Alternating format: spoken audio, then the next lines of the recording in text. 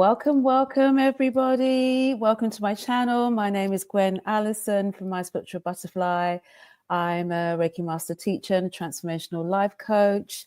And I am joined today by the lovely Jae from Our Living Tree. Hi Jae, Jae Gibbs. Jae is a facilitator of women's circles. She's also a Yin Yoga teacher and also somatic coach as well, so does many things. And tonight we wanted to the tables are going to be turned a little bit, so if you've ever had any curiosity about Reiki, wondered what it is, how it works, maybe you've heard about it and would like to try it but just don't know what you're letting yourself in for, then this video is for you, because tonight Jae is going to be interviewing me about Reiki, as Jae herself is unfamiliar with Reiki, just as I was about sort of African spirituality. It's Jae's turn to kind of turn the tables on me and ask some questions. But Jae, welcome. No, thanks. I've been looking forward to this because, as you know, we spoke about this before, and that's why we're doing this episode, because I had lots of curiosities, and although I've received Reiki a couple of times, just lots of curiosities and mystery around Reiki, and it's become so well known and popular. So this just felt like, good for me to really delve into Reiki a bit more and maybe uncover some of the mysteries, and it made sense to share that with other people. So thank you for being open and offering us sharing with us all your experience, your knowledge. And I wanted to start really in kind of understanding what your journey towards Reiki was, and where you first became aware, and what drew you to it. I mean, when I had a Reiki session probably in 2016, so a long time ago. No, not 2016, 2006. So a long time ago. And I didn't know what it was. I hadn't really explored much in terms of energy work. I saw myself as spiritual in a way because I was into things like astrology. I just discovered things like the law of attraction and things like that. And so I was kind of getting a little bit that way.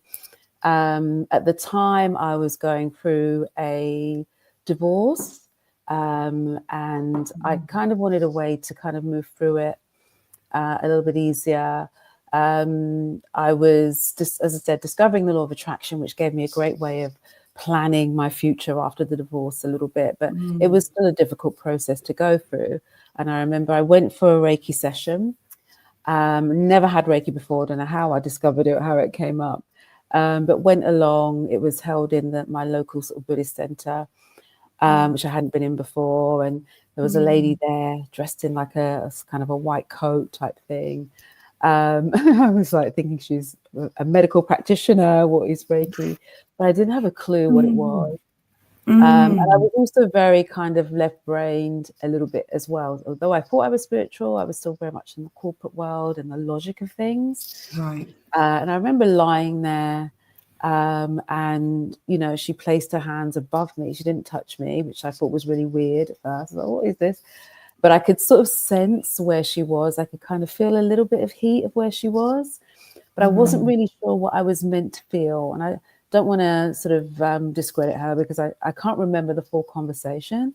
I can't remember if she told me a bit about Reiki or what she told me I would feel. But I know that I didn't feel very much, didn't know what to expect to feel anyway. And then after the session, she charged me 40 quid, and I was like feeling like I'd been conned. So, my initial experience of Reiki was that it wasn't great, and I didn't really want much to do with it or want to try it again. And then 7 years later, probably now about 2015, That's an interesting number. 7 I know, 7 years. Mm. 7 years in the wilderness. Yeah.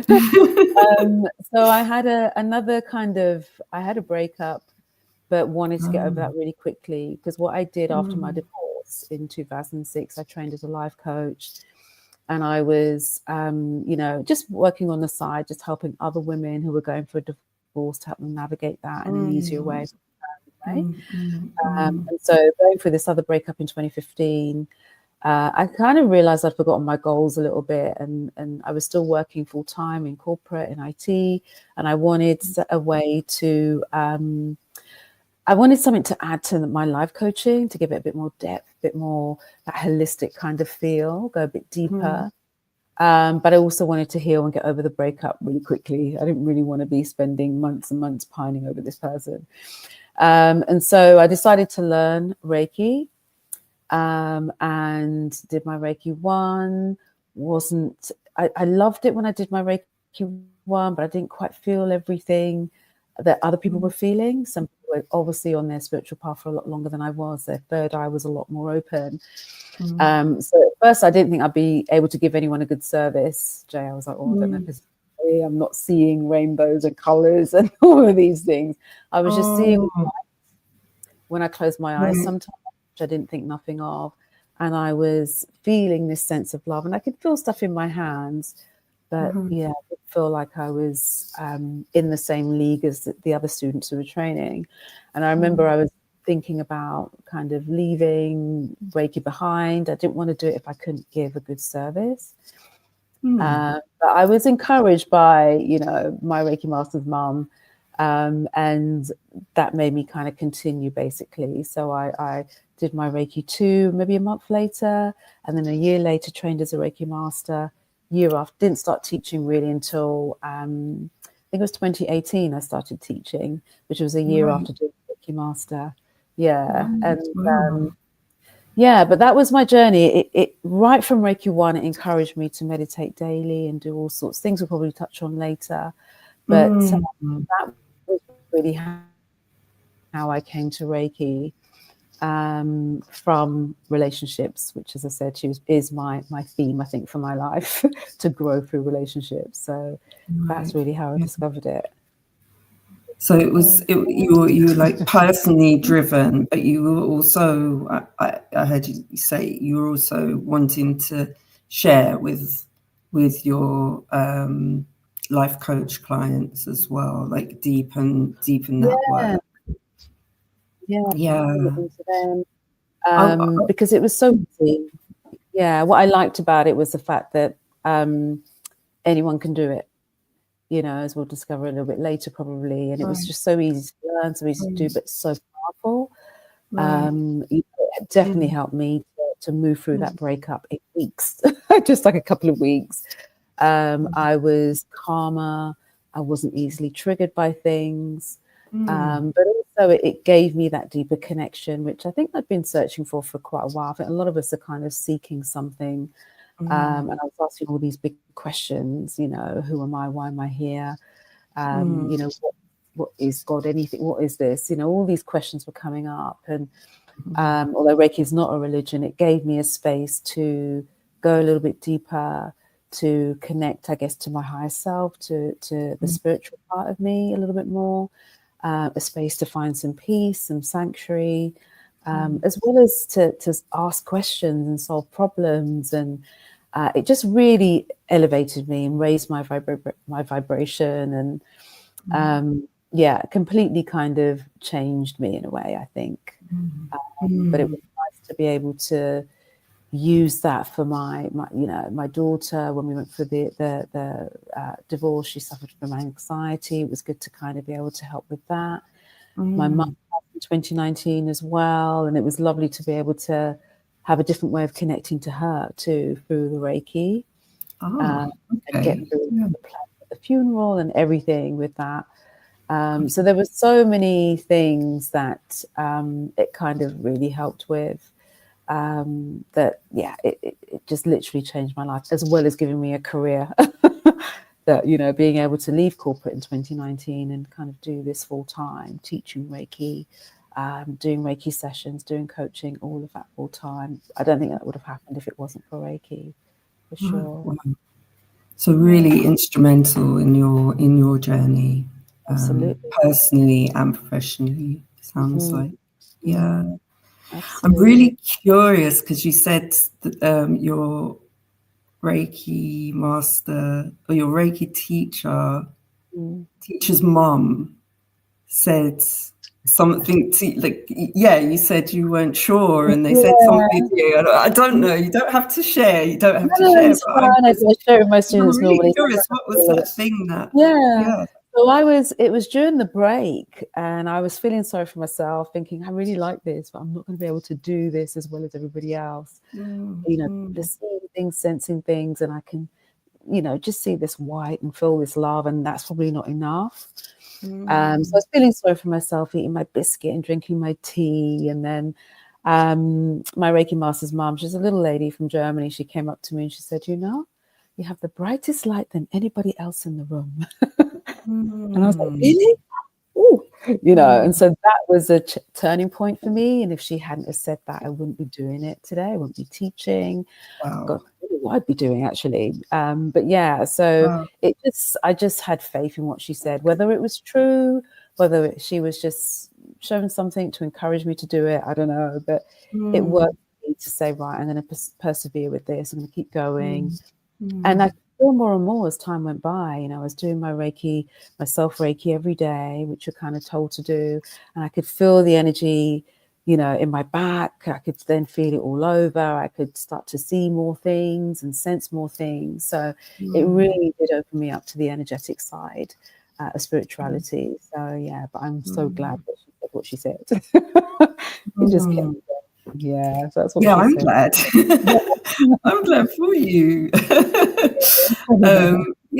Just knowing you in the way that, from what I know of you, it is such a big part of your practice and what you offer to people. And I feel like I receive your energy just by being with you that way. So, yeah. Thank you. Yeah, wherever she is now, thank you. She went back to Germany, I think, but yeah, definitely. Yeah. And did you train here? I trained here. I trained in the UK, in South London in Barnes. So that's what my Reiki master is. So yeah, beautiful. And you talked a little bit about how your practice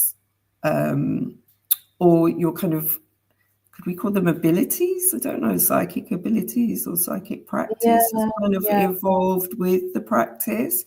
I'm just, a little bit curious about that, how that kind of shows up or manifests. Yeah, I think the thing is, because we might call it intuition and say it starts like that, but we all have psychic abilities. We're not just on this 3D planet, I guess, kind of seeing and hearing. We go beyond that. And so I just found that I was able to, obviously seeing colors, so that brings in the clairvoyance. Sometimes you might see images, sometimes you might get names. I also feel a lot. And that's the whole thing with Reiki. It's about feeling and sensing. And so you can feel a lot in your hands, but in your body. Different sensations, which is the clairsentient side of things, where you're just getting a feeling. You may even get a sense of what the person's going through and feel that sadness that they're feeling and things like that. So the clairsentient is probably definitely the number one. Clairaudience, I don't kind of have. That's something that I have a bit of a block to, I guess, but which is hearing. Like words. Or, but clairsentient for sure, clairvoyant, and claircognizant for me is a big one. You just get a knowing about their story, about some advice that they need. And so the more you're, because we're in a space where we're elevating our energy, our frequency, we're more receptive to all these things, all these different clairs and different psychic abilities. But it does build your intuition. We have techniques that you can practice in Reiki to get straight to the root cause of a problem. You could be body scanning or connecting to the third eye. So it builds that because you're in this almost channeling state, the state of just being, and therefore everything is possible to you. It just grows. The more you practice Reiki on yourself and others, the more it kind of grows and grows and grows. So, yeah, that's definitely been part of my Reiki journey. Yeah, I'm nodding and humming a lot because it feels very reminiscent or very similar to holding somatic space as well. I can feel some parallels there, and this yeah, when you say we all have it, we all have the capacity to hold this or to be attuned to this. I love that because maybe there's hope. It fills me with hope. And there was something else there, but I'm going to trust that it's going to come back in a minute. But I do have a curiosity, and I know you've told me off. Well, not told me off, but you've corrected my pronunciation before. So I just wanted to touch on that. Like Reiki, I think is how you corrected me, and because it's a Japanese word and it means something.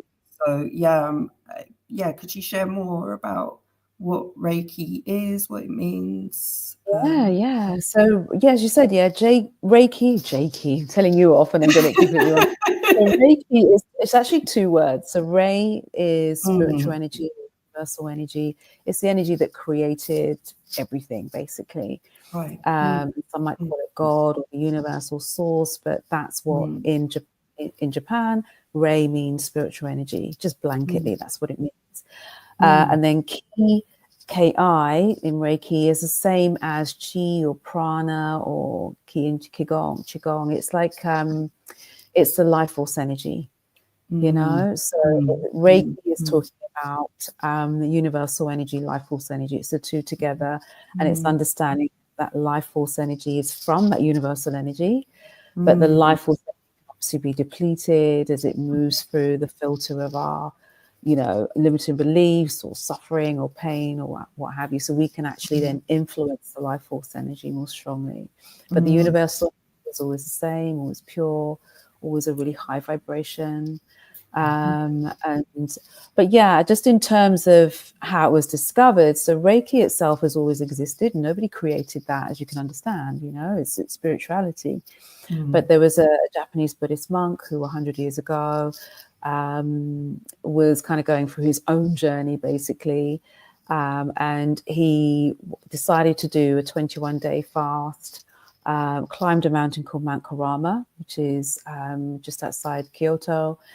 And on the 21st day, he was fasting, he was singing, praying, in the hope of finding enlightenment. And on the 21st day, he was struck with this great bright light to his forehead, his third eye. And he knew that something special had happened. The story has it that he hurt his toe climbing down the mountain and just, banged his toe on a rock, put his hand over his toe. And then when he took his hand off, his toe was completely healed. And I used to hear this story, Jay, and be like, okay, pinch of salt. Sounds too good to be true. But then one of my students came for Reiki 1. And then when she came back for Reiki 2, she said that her friend had damaged her toe in yoga. And she asked her to send her a picture of the toe. It was really kind of manky and bleeding or whatever. And she gave her the picture some Reiki. And then the next morning, her friend woke up and said, "Oh my God, my toe's completely healed. It's absolutely fine." So there's real life evidence that kind of thing can happen. But so that's kind of how he found Reiki. And And there's other sort of little episodes that prove he had something going on in his hands, and he just decided not to keep it to himself, but to actually go out there amongst the poor, the community, giving them Reiki. And then people started gathering around and, kind of got to know that he did this and wanted him to teach them. And so I think it was 1922, he actually started his own Reiki dojos, Reiki school / medical center. So treating people as well as, teaching students. And yeah, he's well known. This is on his memorial stone in his village. He's well known for helping out in the earthquake in Japan in 1923, where thousands of people were killed and injured. And he's renowned for going out and helping them heal in any way he could, with his hands, with his feet, with his eyes, just giving Reiki to everybody. By the time he passed, he discovered Reiki in 1922 and passed away in 1926. He taught 2,000 students in that time. In 4 years, 4 or 5 years. So he developed a kind of framework, or with Reiki, the way of delivering it is there are, I guess, different stages. So Reiki 1 is for beginners. So this allows you to work with your friends and family. You learn how to give Reiki to yourself, to other people. In now, the way we teach it now, you learn how to give Reiki to someone sitting in a chair and lying down. You also learn the history of Reiki. You learn about energy, more importantly, and things like the chakra systems. And there's a system called the three tandons, which is used in Japan, similar to the three dantians in China. If anyone does any martial arts or qigong, they would have heard of those three energy centers in the body.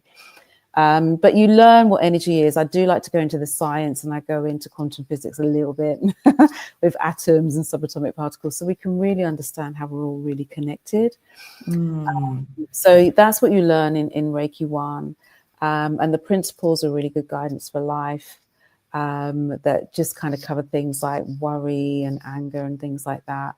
And with Reiki 2, you're kind of no longer using that little blueprint of the chakras if you don't want to, and you're going more where you feel guided. You're spending more time when you feel called to spend more time.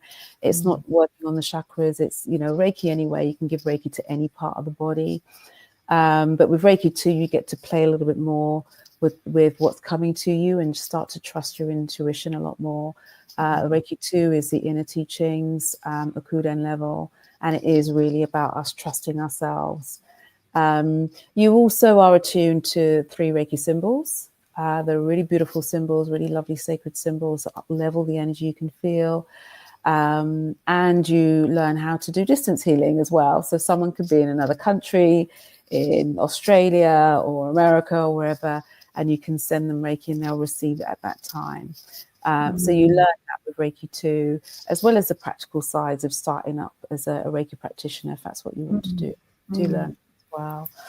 The final level in the spiritual journey is the Reiki Master level, which is the mystery teachings. And it really is like looking in a mirror. Anything that needs to kind of come up for you to be healed, to be able to do this work really powerfully well, comes up usually in that time. You're tuned to the Reiki Master symbol, the final symbol. And then you're also, you learn how to attune. I teach the Reiki Master / teacher. So you learn how to attune others to Reiki. You learn how to send Reiki with the eyes, with the breath, and with the heart.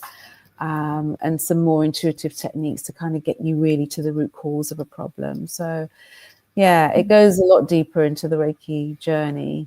But it's an incredible journey. All 3 stages are just mind-blowing. It's just wonderful. Yeah. And so he would have developed that in some sort of form in those 4 years. Is that? Is that 5 years? So we're not 100% sure how he taught it. It wasn't as we can today in terms of us being able to do Reiki 1 and decide we're going to do Reiki 2 ourselves. In the East, in Japan, you wouldn't level until you were recommended. So you could spend 2-3 years at Reiki 1 level, another 2-3 years at Reiki 2 or more. And that's kind of how it came to the West, really, because people in the East were kind of getting a little bit kind of, I guess, disgruntled maybe, and not being able to progress up quickly enough. So they were going over to the West, where we have a lady called Mrs. Takata, who trained in the East as well. She's from Hawaii, of Japanese descent, trained in the East, and then flew back to Hawaii. And then, you know, she set up a school in Hawaii, and that's kind of how it came to the West in terms of America. So some of the students from the East were flying to Mrs. Takata and finishing off their Reiki 2 or Reiki Master with her, because they knew that her lineage, she went back to Mikao Usui. So the lineage is quite important. Yeah. And I know you're going to Japan next year. For the first time. I'm planning it out now, but everything is all booked and all done. But just in terms of what I'm doing, I'm staying in Tokyo for a little bit. I'm doing some of the typical things as well, Mount Fuji. But from Tokyo, I can visit the Memorial Stone of Mikao Usui. And then I'm taking the bullet train to Kyoto. And from there, I'm going to be visiting Mount Kurama, the mountain that he climbed for 21 days. Hopefully visiting the Eastern Reiki Institute that's still there, the Jikenden Institute. And yeah, just doing some things, some key sort of sites for Reiki, really. That's my goal, to kind of do that and visit some key sites. And then maybe in the future take some students with me, perhaps 2026. But next year, I'm really looking forward to it, and I plan to kind of document some of it as well, for anyone interested in Reiki and interested in going. But yeah. A real pilgrimage, it sounds like. Yeah, it kind of is, actually. And people have been to Mount Kurama, where he first kind of discovered Reiki. People say the energy is really beautiful, so I'm looking forward to experiencing that for sure. Yeah, where he first came into contact with it. Yeah, that great white light.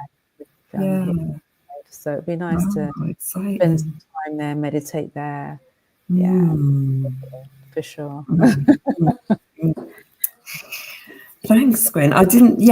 Before speaking with you, I didn't know really any of that history, or read a little bit, but it's insightful to understand like the connection, as well as how it's traveled over to the West, and that original, that lineage does tie back to the source, to the original. With traditional Reiki, the lineage is quite important. Although people can branch off and do their own style of Reiki, and they have done, and we're living in modern times, people are changing things. But the traditional Reiki, you know, if anyone was looking for a Reiki master, their lineage should always go back to Mikao Usui. But there are other branches of Reiki that people have just come up with, like angelic Reiki or crystal Reiki, even animal Reiki. These are things that Mikao Usui didn't do. So it's nice, the traditional, and then maybe move on to the other thing. Nice to have that pure line going back. Yeah, for sure. Yeah, this does happen. I'm noticing a few parallels with yoga as well. When you were explaining the meaning of Rei and Ki, and I thought of Shiva and Shakti, and then also how the practice travels and how people are drawn to it, and spiritual practices tend to share these kind of lines, don't they? These kind of anchors through. And before knowing you, I didn't realize that Reiki was a healing system. I thought it was the therapeutic healing treatment, but I wasn't aware that it was broader. So what is Reiki? What is it? Yeah. So Reiki itself was discovered as pure energy.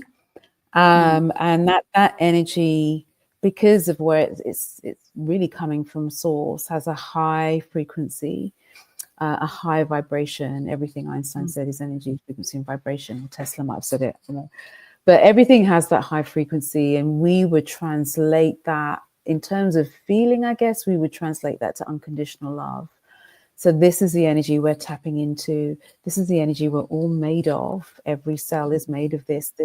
You know, we might see it as light as well, that high frequency of white light. And so that's what we're all made of. It's all at our core. But when we're going through stuff in life and things aren't going as they should, or we're not physically well, that light is then shining through the filter of that distortion, that kind of, you know, imbalance or limited belief or pain or suffering.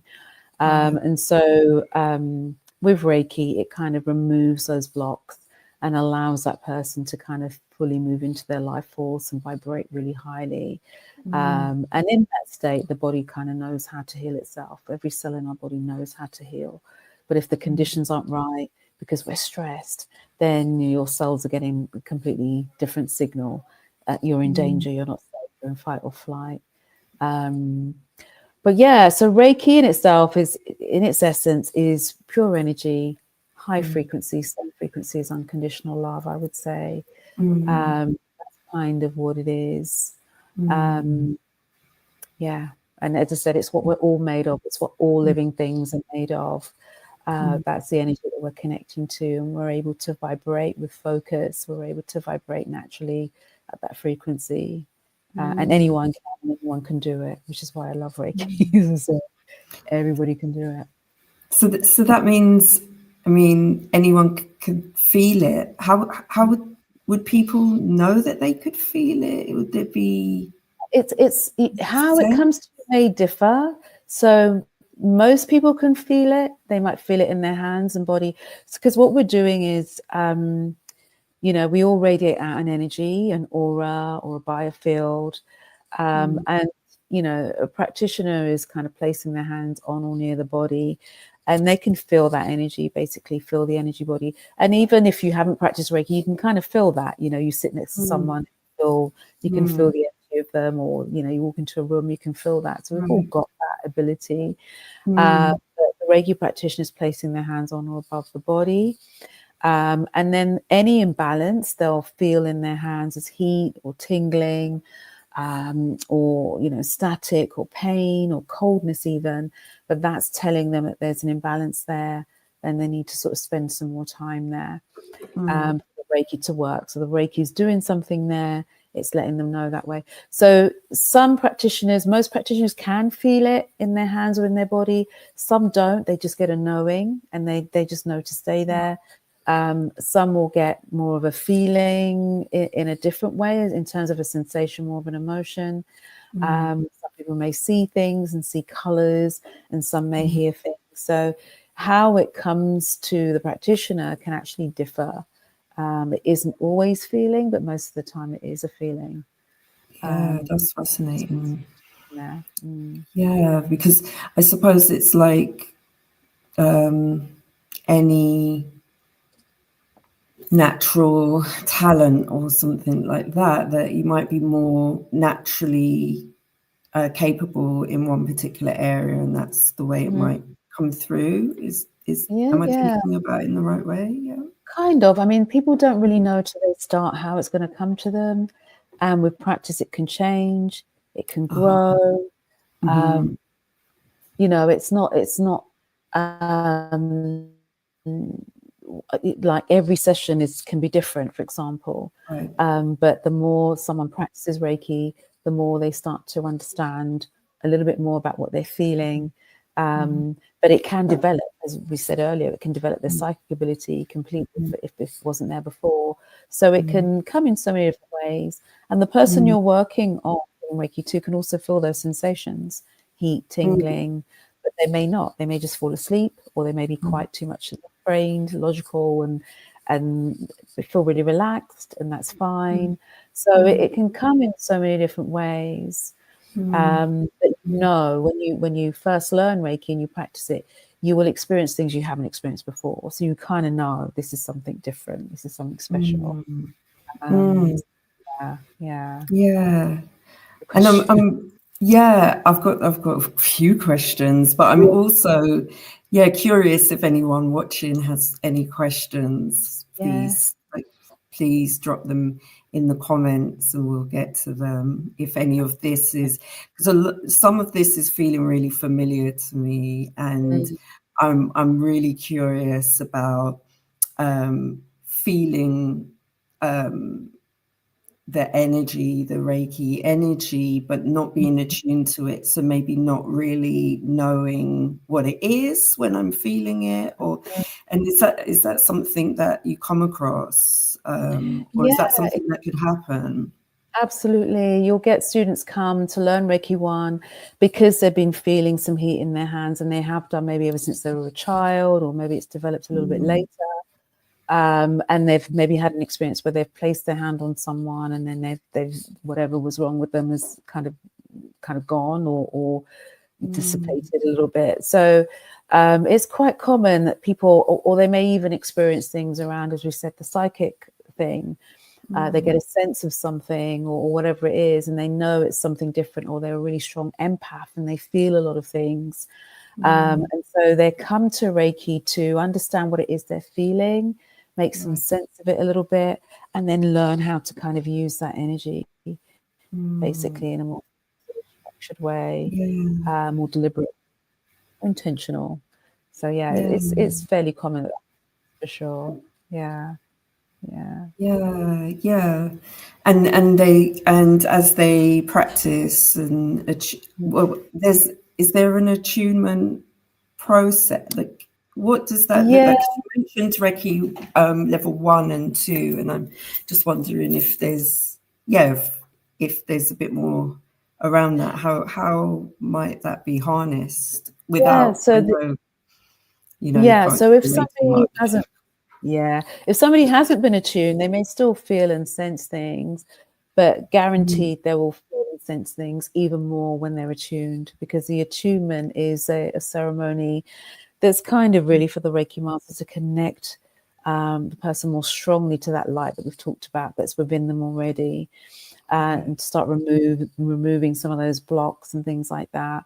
But it's a really powerful, it's only a few minutes each per student.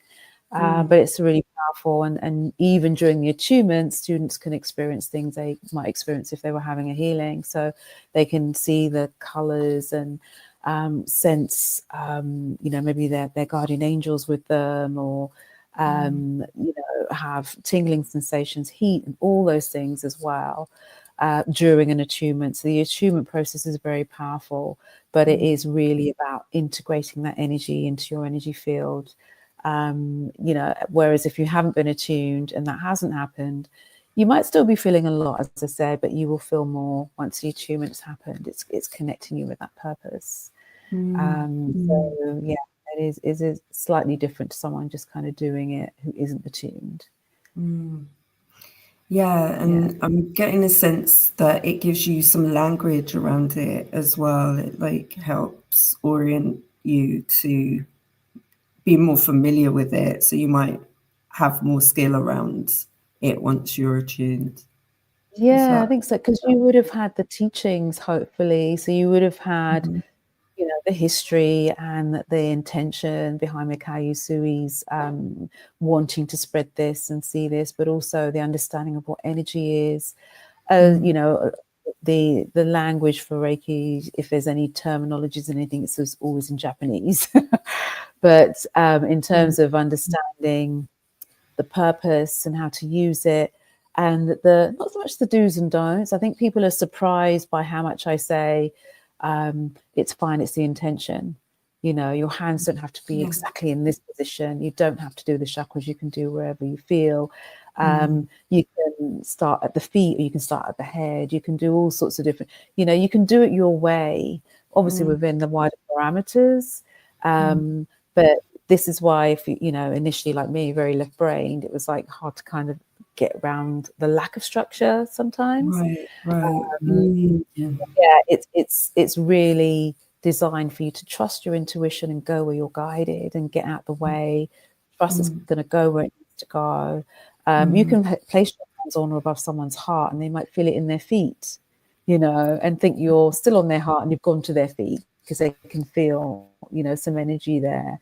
But the more we can get out the way, the calmer we can be, the more we'll experience, and the more we can channel, the more Reiki energy that can kind of come through. But yeah, so it is, once you do the training and you are attuned, it opens you up to all of that, and so you do understand a lot more about what's happening, what you're connecting to, and how to connect in an elevated way, so that you're whether it's bringing in your guides or bringing in the light, setting your intentions, it's all done with this kind of reverence and sacredness a little bit, I think, as well, and getting out the way, just trusting, doing it for the benefit of the person you're working on, and just trusting that they'll take what they need from that session. So, yeah. Well, I'm feeling it. I feel like I'm feeling it right now. It's just and I've heard you talk about Reiki as a healing system. So yeah, I'm curious what else, because I know you shared chants with me and things. Yeah, we did our workshop together. Yeah. When we did the workshop, not me personally, but we did the chant together, which I didn't know was a part of Reiki practice or the system. Yeah, so I'm curious about that. Yeah, so there's two kind of factions of Reiki. One is the East, which is the traditional Japanese, and one is the West, as we mentioned earlier, but both go back to Mikao Usui. In the East, they are much focused on, because it comes, I guess, it's not a religion, but it comes from that Buddhist origin. In the East, they're very much focused on self and developing self and healing self, because how could you heal others if you haven't tended to yourself first and overcome some things? You don't have to be completely healed, but having that experience is important. Are we ever? Yeah, we do. But definitely it's about, the saying is fill your cup first, and that's how they see things in the East. So there's a lot of self-practice, and the system, although Reiki is a healing therapy, it isn't just that. You could take it as just that. If you want to, if you're practiced and you know how to, you've been trained in it, you can just treat it as a therapy. You see your people, you have a beautiful experience for an hour, and then the rest of your time you're going back doing what you normally do. Whereas as a practice, it's built around meditation, daily meditation, self-healing, the Reiki principles, which, as I said, is really lovely guidance for life, but pondering those things like, just for today, do not worry, do not be angry, be grateful, work with diligence, be kind to others and to yourself. They're the Reiki principles. So every day we get to try again, start again, reflect on that. How could I do that differently? Get the message from those emotions, particularly anger and worry, and sort of play with that the next day. And so it allows you to reset each day and just see what you need to learn. Doing your self Reiki every day, you'll grow more and more, you'll feel more and more, sense more and more, connect more spiritually and more deeply. And so all of these things actually make it a Reiki system. The chants that we did, the Reiki symbols have what's called a kotodama, which in Japanese means spirit word, which is a Japanese cultural thing anyway, isn't actually specific to Reiki. So they believe that words have energy. And so the symbols also have a kotodama that we can chant. And chanting that gives you the benefit of that symbol, and you can chant it silently, you can chant it out loud. And we do it when I teach the Reiki too. We chant for a couple of minutes only, and we're seeing colors, we're feeling things, we're sensing things. It's just incredible. So that really is the kotodama chanting is more for your personal practice, but you could use it in other ways, maybe silently chanting it as you're, working on or giving Reiki to somebody, and it's a particularly high energy part. So yeah, it is a system. If you want it to, it can be part of your spiritual practice. Which is how I use it. So I do myself Reiki every day for 20 to 30 minutes. If I don't have that and I've got to finish quickly, then I'll even just do 5 minutes, but I'll do my Reiki every single day for sure. And that just grows your spirituality. It raises your vibration. It means you can be in the world and enjoy the world. It gives you that point of reflection for the emotions you spoke about earlier, and a way to connect to, your loved ones who may have transitioned, or to receive information. So there's so many things that daily practice will give you and broaden, and you can attach it on to your own kind of practice or religion or modality as well. Yeah. Oh, thank you for sharing that about your personal practice as well. It's just always interesting to hear how you can integrate different modalities into your personal practice and create your own, kind of healing mishmash. Yes. Little box of healing tools. So that's really interesting. And it's good as well. Sorry to interrupt, Jay, but not just beyond my own self practice, you can bring it into your life. So because everything is energy, so I can Reiki my goals. I can Reiki a situation that isn't going well at work or business or something like that. I can Reiki my plants, my animals, my food, because everything is energy. So you can bring it into your life in so many different ways. Yeah. And I know that there might be people that are curious that haven't come into contact with Reiki. They haven't had a session, or maybe they had a session like you spoke about at the beginning, where you were like, oh, I was relaxed, but I didn't really know what happened, or there wasn't a way to like qualify or understand it. So I'm curious if you could share what might happen in a session, what a session might be. Definitely will do. Yeah, thank you. And if anyone in the chat has had Reiki before, you may want to comment and just say hi, or you may want to ask questions about this. But thanks, Jay. So I will probably just verbally go through a typical Reiki session, although it may vary depending on the practitioner and then what branch they've trained in. But ordinarily, you'd arrive at your Reiki session, and the Reiki practitioner should tell you what Reiki is, find out what's calling you to Reiki, so you can talk about that. And then they will probably describe what they're about to do. And it can vary, but, say, for example, if someone comes to see me, I'll basically say to them that you'll be lying on a couch, fully clothed, lying on your back initially, but you can start in any position really. And I'll be placing my hands over certain points along the body for a few minutes per time. Basically, I'm just sensing that energy that's radiating off from you, your own kind of energetic field. And anywhere where I feel an imbalance, I will spend some more time there. And I might feel that as heat, tingling, static, what we talked about earlier.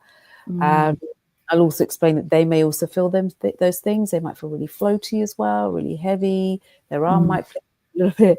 They might see visions or colors. So any of these things can happen, or they might fall asleep. And it's perfectly fine to fall asleep during Reiki and go a bit deeper. So don't fight that. Sometimes we need that. Some clients have come for 3 weeks, so it's like, you just flow. So, and they'll probably ask the practitioner will always should ask you if you're okay with hands on or hands off. So you can be touched, which is a light touch, or the hands can be just a little bit away from the body. But if the practitioner feels a lot of energy, they may come away even more. So you'll have that choice anyway. But some practitioners work hands off completely, as mine did when I went to see them in 2006. So they'll be lying on the couch, fully clothed. The practitioner is going to the various points for a few minutes per time, spending longer where they feel an imbalance. And it's done in silence as well. I think one or two practitioners there might be some practitioners who talk throughout, or they may be also giving them a bit of a psychic reading as they're going along, or just telling them what they're feeling. I tend to like to do it in silence, so that can both really experience as much as possible. And then at the end of the session, and sometimes I turn them over partway through and do the chakras along the back, points along the back, fine. But at the end of the session, we will share feedback. So what I felt and experienced, what they felt and experienced. If I can add meaning to what they experienced, I will try to. If not, to them in the next few days. And then usually give them some water so that they can ground a little bit. Reiki works for 3 days. So in that time, your toxins might kind of be stirred up. Chemical toxins, emotional toxins, emotions can come up in those 3 days. So the water helps with that. Being relaxed that first day helps with that. But also we always advise them, we try to advise them to sit with any emotions that might come up during those 3 days, because they're coming up to be healed.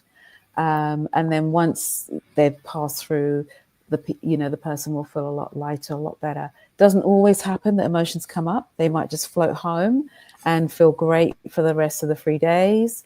But if it does come up, it helps people to know that it's part of the healing process, so they don't panic about it. They don't think you've broken them. It's actually in the code of ethics that things can get worse, they get better with Reiki.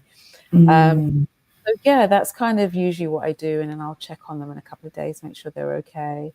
So that's literally what might happen. So, yeah, does that make it for you as well? Yeah, that's really interesting, because if you're moving energy or surfacing energy that might have been buried or hidden or something, it would make sense that some emotion would come with that, and that some discomfort would come with that, because that emotion has been buried or hidden for a reason, because it might have felt too intense or at the time. So as that comes up, it makes sense to me that you come up to, and that it might you would feel the feelings that maybe were avoided at the time, and for good reason. I want to say I don't want to shame that in any way, because we have ways, really clever ways of protecting ourselves as human beings. But then the challenge is that it does get stuck somewhere. So yeah. I mean, it doesn't always get released in that way with the pain of the emotion. Okay. Most of the time it does, but sometimes it doesn't, and it is released without any kind of people can feel the release coming from their chest. They feel a lightness, and they stay floating on air for the remainder of the 3 days. And then sometimes we go beyond that, way beyond that. But it can it can be released in so many different ways for people. Some may cry in the session, release it in the session. Some may feel the sadness in the session, and then some may feel it afterwards. And as I said, some may not feel it at all. But they notice a difference in themselves. They feel a lot lighter. And sometimes it is that, most of the time it's not that the one session fixes everything. It starts that shifting process. And because, as you said, there's layers to our emotions, they may need a few more sessions to kind of get to where they want to get to with their Reiki, with their healing. But yes, each session can be different.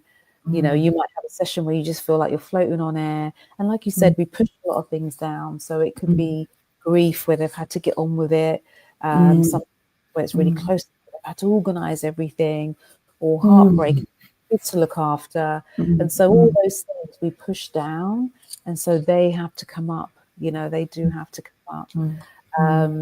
And incidentally, I find that we protect ourselves from the front a little bit. So we may not feel as much on the front when we're giving Reiki to someone. We turn them over, we'll feel everything on the back.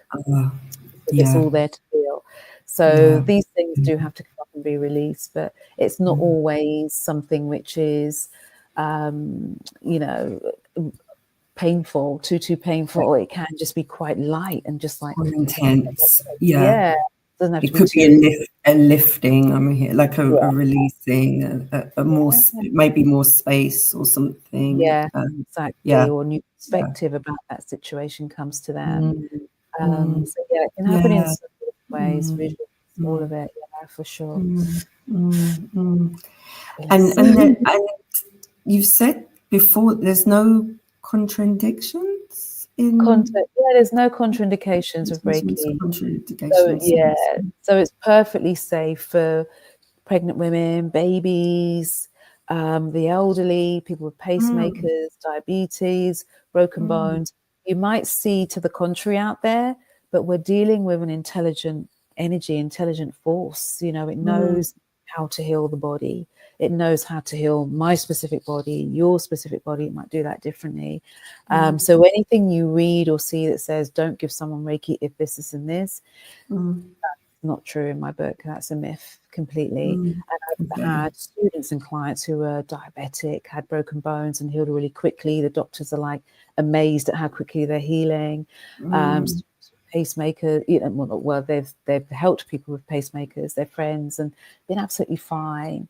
So, you know, and all the time I've been practicing Reiki, there isn't anyone that I can't treat, and that's in the Code of Ethics again. You know, there were no contraindications for Reiki, as defined by the CNHP, which is a standard. But I know, like I think you mentioned, yoga would have contraindications. For some postures or breath work or things. And sound healing too. Sound healing, massage, anything like that, reflexology.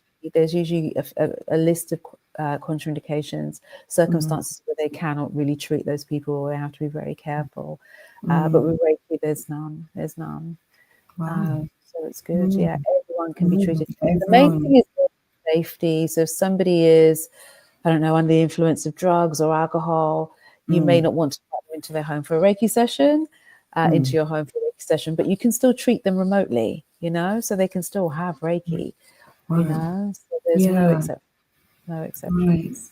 Right. And you mentioned, before, like doing Reiki to a picture. So there's something about the distance healing as well. So the person doesn't need to be physically there. No. It's under the premise that as soon as we think of that person, we're connected anyway. We are all connected, right? But we're just going down that phone line. So it's almost like you think of somebody and then they ring you, you know, and it's that kind of immediate connection that you have. So there's no traveling, there's no time space. It's just, okay, I'm going to give Reiki now.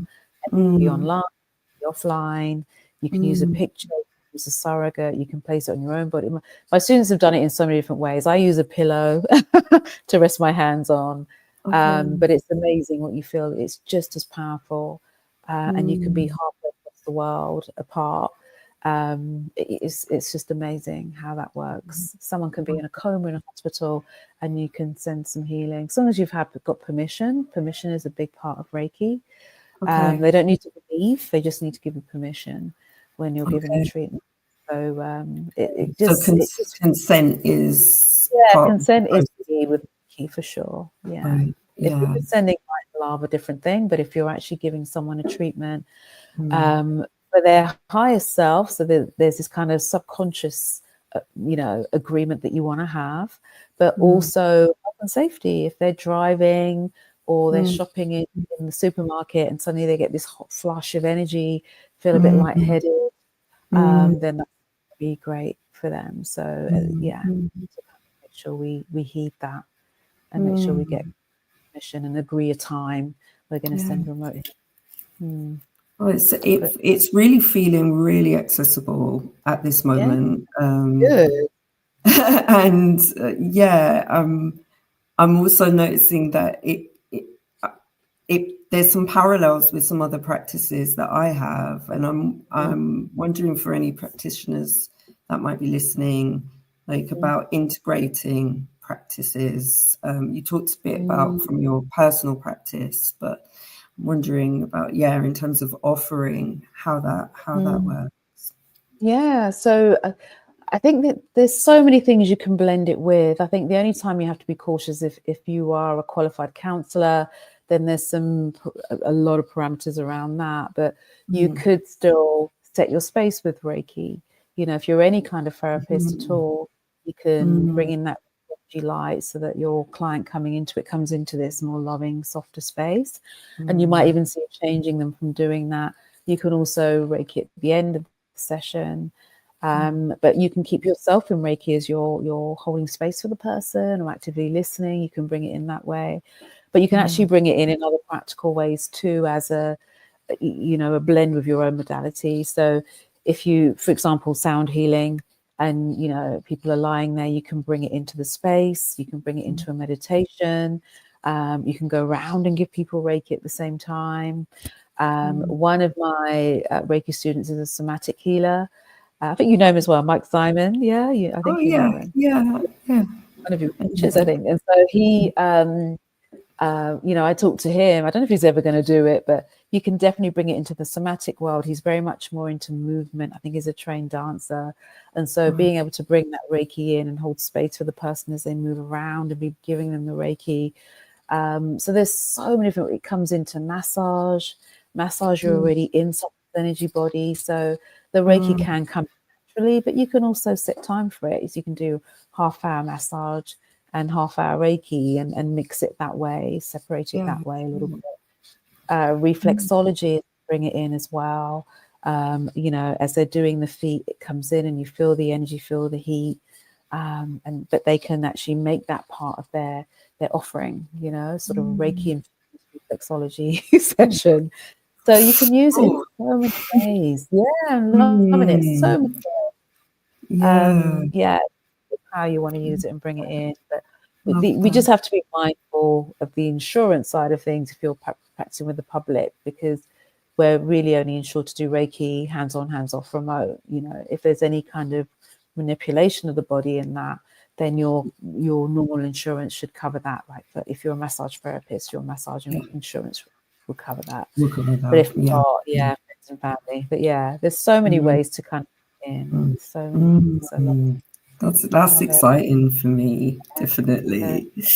And I know in terms of integration as well, you offer like the 1 and 2 and the master, but there's also something for working with the NHS, in medical settings. So say more about that. That's definitely. A medical Reiki is big in the States, where one of my coaching clients is actually a Reiki master, but she's a trained medical Reiki practitioner, which basically means she can be in hospitals, in the surgery room. She can be there for her person before, during, and after surgery and things like that. But specifically, she's trained to actually be in the operating theatre, giving Reiki, holding space for Reiki in that way, which is just amazing. In the UK, I don't think we've gone quite that far yet, but there are several hospitals. There's probably nearly 60 hospitals in the UK that have Reiki as an offering for their patients. And so some of my students work for the NHS, actually paid employment. Some volunteer. Some volunteer in hospices, in palliative care as well, St. Joseph's, St. Christopher's, Millers. But I run a program, as you were saying, which is approved by the body called the CNHC, the Complementary Natural Healthcare Council, which was set up by the government to look after some complementary therapies and just make sure that nobody was getting hurt and they were following a code of ethics and things. So I run a program, it's been approved by them and the UK Reiki Federation, that really involves some more vigorous training, more practice, case studies, logging of treatments, attending various workshops outside of Reiki 1 and 2 as well, that allow them to really practice what they're doing, get confident at what they're doing, all in alignment with the code of ethics, code of conduct. There is an assessment at the end of that where I have to observe them. And then, but it takes at least 9 months to do this program. So it shows you how thorough the NHS are. They don't want you just being unleashed to their patients, having just done a 1-day course online and suddenly you're in a hospital doing Reiki. But it's nice to see some of my students getting jobs with the NHS. If anyone in London, St. George's in London, they have a contract of Reiki practitioners that they pay. And one of my students has just got a job with them. She's an ex-nurse as well, actually. She's a former nurse, but she's there for Reiki, which is lovely. So, but there's lots of hospitals like that dotted around the UK now. There's about 800 in the States, but just about 60 in the UK, but it's growing. And a lot of that is because of the fact that Reiki is hands-on, hands-off. It's very safe. There are no contraindications. And so that's why they're accepting it more in hospital, because they understand it puts people in that relaxed state, and their patients can start to heal and recover a lot faster in that relaxed state, you know. So yeah, it's good. That makes complete sense. If we can be in the relaxed body, can't remember who says it, but it's the strong body, it's the healing body. And when you're in those vulnerable moments of illness or recovery, it just seems like an obvious complement to help that process. That's really exciting. I didn't know the NHS was supporting Reiki or complementary therapies to that extent. So that's really exciting.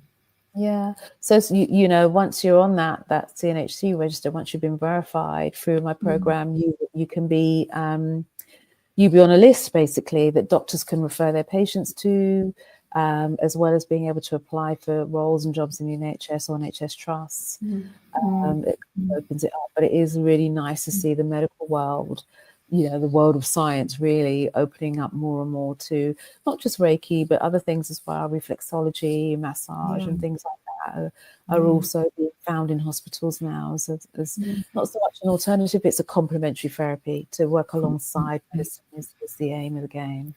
So nice. And palliative care as well, you said. So I can see, because it's really helps. powerful. Because it helps us understand that it isn't so much to heal the person in palliative care, but to allow them to make peace with where they are and transition in a peaceful way. It also brings a lot of calm and peace and reassurance to their families as well, because everyone gets Reiki and receives Reiki. So it just makes that whole experience, which, as you know, can be really intense and emotional. It just allows that acceptance to come in. Wow.